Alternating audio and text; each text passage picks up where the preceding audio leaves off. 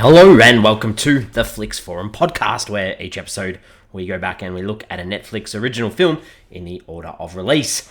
Today we have Netflix's 320th film from 2020. It's the biographical drama Mank. It's directed by David Fincher and stars Gary Oldman, Amanda Seyfried, Lily Collins, Arliss Howard, Tom Pelphrey, Charles Dance, and Tom Burke. I'm Jesse, and I'm your host. Thanks for joining me today for this big film. This is a very big film that has quite a lot of history behind it, quite a lot of buzz when it came out, and it's only 4 years ago that this it sort of seems like it's almost disappeared off the consciousness of the film loving community. But I'm here to talk about it today, and as always we do spoil films as we go, so if you haven't seen Mank yet, I know a lot of people have seen it, but if you haven't and you're keen on it, give us a pause and come back later on, because I'm going to break into the film with a little bit of a spoiler, and there will be spoilers throughout. So the Fast Flix is where we do a quick summary of what the film's all about. So for me, this one, it's the story of the creation of the screenplay for Citizen Kane, which is obviously one of the biggest films of all time, not necessarily box office wise, but sort of recognized as one of the best films of all time, I guess is a better way of putting it. So let's get into this film, Mank. How did it end up on Netflix, realistically? So Mank was officially announced in July of 2019 when David Fincher said that he would direct the film with Gary Oldman set to star. The screenplay was written by Fincher's father, Jack Fincher, prior to his death in 2003. It was originally going to be Fincher's follow-up to the 1997 film The Game, with Kevin Spacey and Jodie Foster set to star, but it never came to fruition because Fincher had this insistence on shooting the film in black and white. The 120-page draft of the initial script revealed that Jack Fincher closely followed a claim voiced by Pauline Kael in her 1971 New Yorker article Raising Cain, that Wells did not deserve screenwriting credit. The article angered many critics, including Wells's friends and fellow filmmaker Peter Bogdanovich, who rebutted Kael's claim point by point in The Cain Mutiny, an October 1971 article for Esquire. Her argument was discredited by several film scholars through the years, including Robert L. Carringer in his study of the script of Citizen Kane. Many current academics and critics were sparked into action by Mank's many times over debunked premise that the script was Mankiewicz's alone, including New York Times writer Ben Keinsberg and Jonathan Rosenbaum, the editor of the Wells-Bogdanovich book This Is Orson Welles, who wrote that Fincher's senior and junior, willingly and eager to accept and further spread Kael's inaccurate assertion that Herman J. Mankiewicz was the only screenwriter on Citizen Kane, not bothering to research the matter. Mank producer Eric Roth reportedly polished the script prior to filming, with David Fincher saying he felt early drafts were too anti-Wells. When asked about the controversy surrounding authorship, Fincher stated that his movie does not aim to settle the issue. It's not my interest to make a movie about a posthumous credit arbitration. I was interested in making a movie about a man who agreed not to take any credit, and then who changed his mind. This was interesting to me, said Fincher. Dance stated that in a scene involving a drunken Mankiewicz, it took over 100 takes, while Amanda Seyfried also said that one of her scenes took over a week and 200 takes to shoot. She stated, "It does feel like Groundhog Day in a way, but that's how Fincher captures things that most people don't." Another scene, the moonlight stroll between Mankiewicz and Davies, was filmed at Huntington Gardens and a Pasadena mansion during the day, although it takes place at night, and obviously it's filmed in black and white. And this was done using the day for night technique. Shooting it during the day was necessary for the lighting that they needed for the scene, so another nice little behind the scenes sort of thing. So eventually the project was as I said before, announced in July of 2019. Filming took place in and around Los Angeles from November 2019 to Feb of 2020, and to pay homage to the films of the 30s or the 1930s, Mank was shot in this black and white using RED cameras. Mank had a limited theatrical release on November 13, 2020, and began streaming on Netflix from December the 4th. Upon the film's release onto Netflix, it only managed to finish in the top 10 on its first day, so it didn't really peak on those charts that we often see are quite important in the Netflix distribution of their model. The film did receive positive reviews from critics who praised Fincher's direction as well as the acting, particularly that of Gary Oldman and Amanda Seyfried.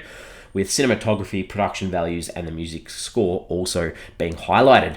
The film did earn a leading 10 nominations at the 93rd Academy Awards, including Best Picture, Best Director, Best Actor for Oldman, Best Supporting Actress for Seyfried, and it did win for Best Production Design and Best Cinematography. It also received a leading 6 nominations at the 78th Golden Globe Awards, including the Best Motion Picture Drama.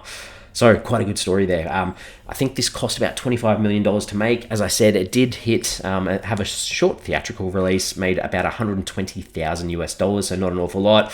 On top of those Academy Awards and Golden Globes, it did have 334 nominations across the award season with 65 wins. So quite a big film, realistically. What are the critics and audiences saying about this film? So, Rotten Tomatoes sits at 83%. That's on 355 reviews, so that is certified fresh.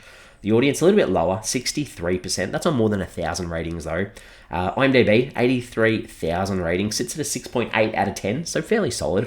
Letterboxd, 3.3 out of 5, so that's a little bit low, I guess. That's on 189,000 ratings, and it's actually been logged by 252,000 people. That is an awful lot of people. Metacritic has a rating, sits at a 79 out of 100 on 52 critic reviews. So on that traffic light system, that is in that green section. And the audience sits at a 6.4 out of 10 on 270 reviews. So also that green section too.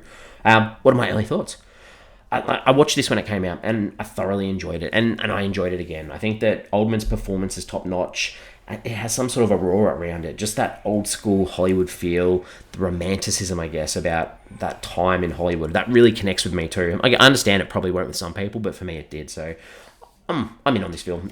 The characters. Let's talk about the characters. So obviously this film, titled Mank, based on Herman Mankiewicz. It's his story. He's this lost soul throughout. He isn't given... And I guess he's not really given an arc in this film of starting off well and then, falling and then redeeming himself. He has a moment of self-satisfaction, I guess, in the internal praise that he receives for the screenplay, but his downfall occurs almost straight away in film terms. He doesn't fear Hearst, who he's writing about almost to destroy, as Mank feels like he's at rock bottom already and doesn't think that he can drop any further. He has a super caring wife, Sarah, who holds, I guess, one of the keys to the film. Like, why does she stick with him? I don't have an answer for that. Allow, like Sarah as a wife, she allows him to go off and work and she takes care of the kids and deals with the constant disappointments that he provides as well. So I think he's happy to say what he thinks throughout the film, even if it is alcohol at times that provide him that energy to do this.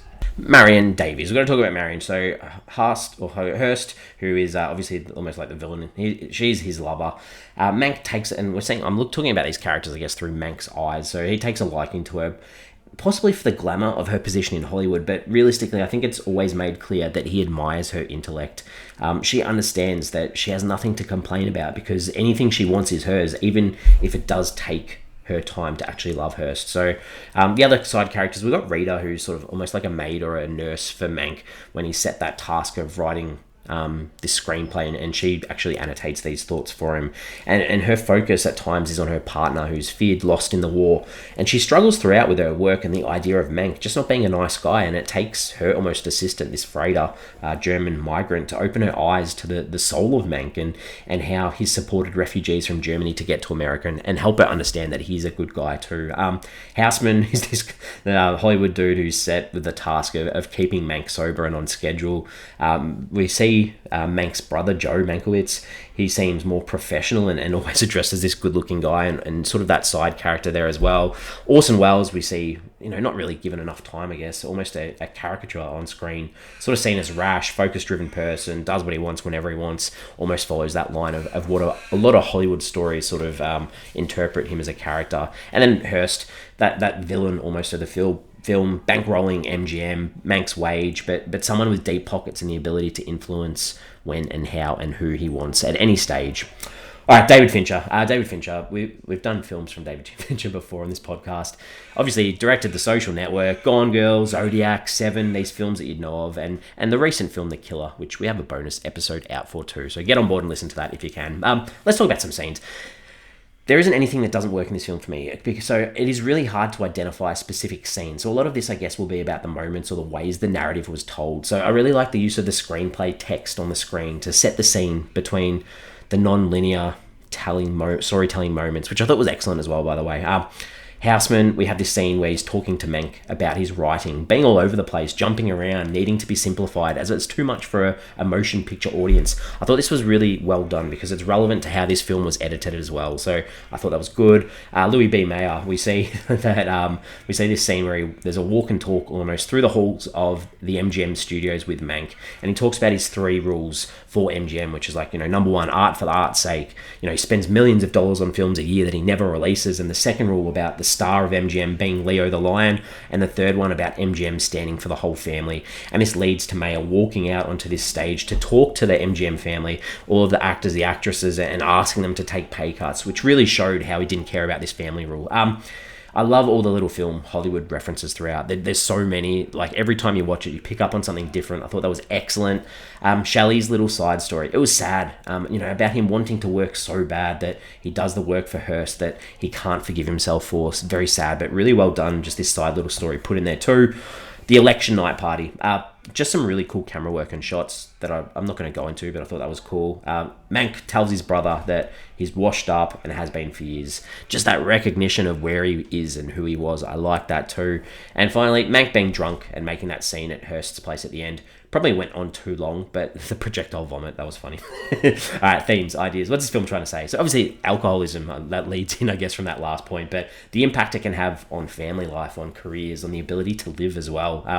That do or die struggle of movie studios to win people back to theaters during the Depression this time. And also you can relate that to the pandemic recently, or the writers' strikes and the actors' strikes and things like that. We've obviously got the idea of fake news that plays a big role, obviously, in that fall of Shelley as well, and politics and the power of people, and idealism versus power, morals, taxations, the struggles of the real people too, and that leads to the idea of, or the truth, standing up for what's right, even if it destroys your own career, going against that idea of being a monkey. They use that parable, or a puppet for a big movie studio. If you don't have anything nice to say, don't say it at all, or willingly deal with those consequences.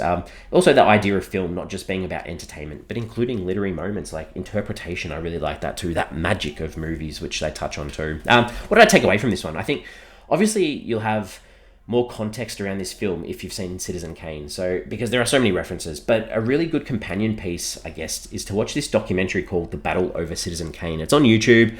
It cuts between Orson Welles' narrative and Hearst's narrative in a real effective way. And I think, it'll make this film make a lot more sense if you don't have any background knowledge around this story.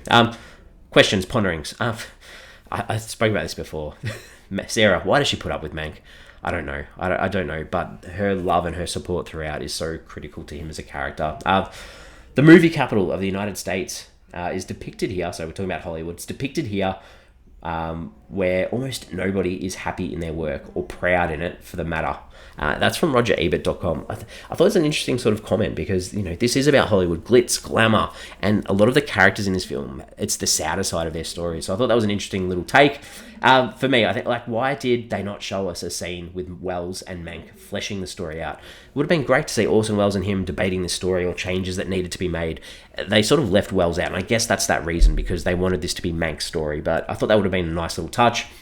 A bit of recency bias, I guess, but I couldn't help feel a bit sad when Mank, he walks down the Paramount Studios lot. Just that idea that, it's probably going to be sold off soon to developers. That makes me sad that there's so much history in this place, and at the end of the day, it all comes down to money. And the final thing, the idea that Mank is just a writer. I think that's a really important thing. He isn't just a writer, because film doesn't exist without all these people being on board and making up their own little parts of a film too. So I thought that was a good little thing to touch on.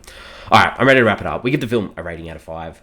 For me, obviously, this isn't going to be everyone's cup of tea. It's super wordy, the dialogue is so driven, but it has so much to offer, even on rewatches. For those that respect Citizen Kane as a film too, or have an interest in the old Hollywood scene too. For me, this is a 4.5 out of 5. Very, very good film. We're on socials. We've got Instagram, Facebook, X, formerly known as Twitter. The question that obviously this whole film's about is who deserves the credit for Citizen Kane? I think it's a tricky thing, because when you talk about film, it's a collaborative effort. The idea of auteurism, especially with Orson Welles, I think, you've got to take a bit of both sides, and obviously people debate who actually wrote this film till the end of time. So Thanks for hanging out. We are back next week. Next week, we have a Christmas film from 2020. It's the Dutch-Belgian film called The Claus Family, or De Familie Claus. It's directed by Matthias Timmermans and stars Jean de Cleer, Mo Bakker, and Stefan de Gand. So that's what we got next week. Hope you're keen on watching that one in the middle of the year, or maybe you're listening towards the end of the year and it's a Christmas time anyway. But hopefully you enjoyed the discussion on Mank. I love the film. Hope you did too. I will see you next week.